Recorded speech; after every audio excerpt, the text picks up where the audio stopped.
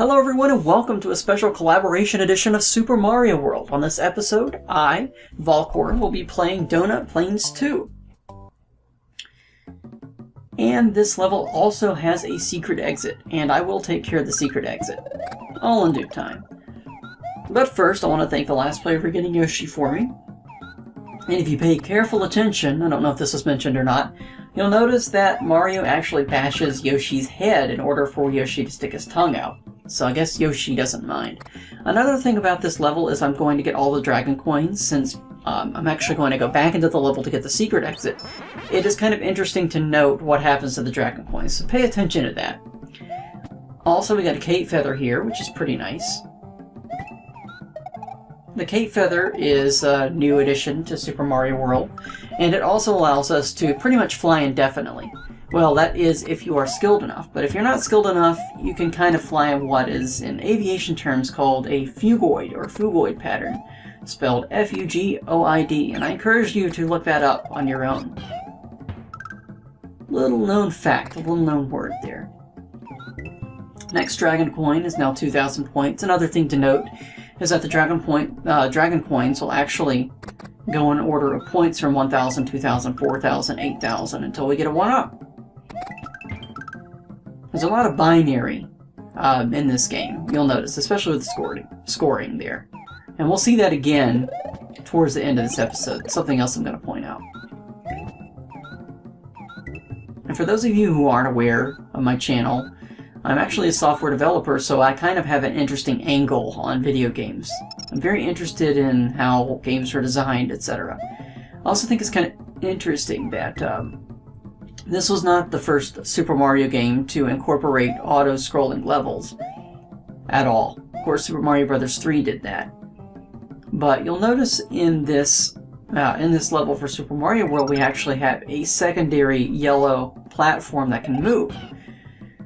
And that's kind of an interesting challenge. It kind of incorporates with an auto-scrolling level, to make the level a lot more difficult than it would be normally. Also watch out for these spike tops there. Thankfully, regular Yoshi can jump on top of them. Also, since we got 26 points there, we are now able to go for a bonus area and get some extra lives. And this is a typical bonus area of Super Mario World. The goal here is to match as many rows as we can in a 3x3 block of power-ups there. And so naturally, the most that we can have would be all 9 as a fire flower there, and that would create 8 rows of 3. 8 rows of identical 3 power-ups. So that means we can get 8 1-ups, and I tried to get all of them on the screen as much as I could.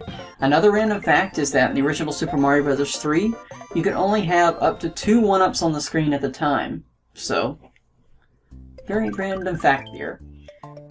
This leads us to Donut Ghost House. I don't think there's a goat house in Super Mario World, although there could be with Goat Simulator coming out. At any rate, we're playing this level again, and so that gives me an ample opportunity to talk about other things in this level. You'll also notice that the slopes are more than orthogonal to each other. You'll notice, or remember perhaps, in Super Mario Bros. 3, we had sloped floors, and I'm pretty sure that was new because I don't remember any sloped floors in Super Mario Bros. 2. But you'll also notice that the slopes are very specific angles. Even though they kind of look like they're, you know, a little bit more in terms of infinite angles, it's really only about maybe 8 or 16 angles there, if I can eyeball it. And of course there were limitations to the engine, so they couldn't really do infinitely sloping or infinitely angled floors. Well, I guess it would be 8, but anyways, figure that out on your own, or I may make a comment in the description. It would be 8 or 16. It would be 16, that's it. At any rate, we can grab the blue shell here, or we could use the vine to get up here. And if we grab the key, we can go over here to the secret exit. And this takes us to the Green Switch Palace. Now here I'm going to try to jump off of Yoshi because they give us another opportunity for 1-up, and I want you to watch the scoring. First get rid of this guy. Now watch. 200, 400, 800, 1,248. It's not entirely binary in terms of if you divided it by 100 or 1,000 rather. But it's kind of interesting that they scored it that way. Or it is to me, anyhow.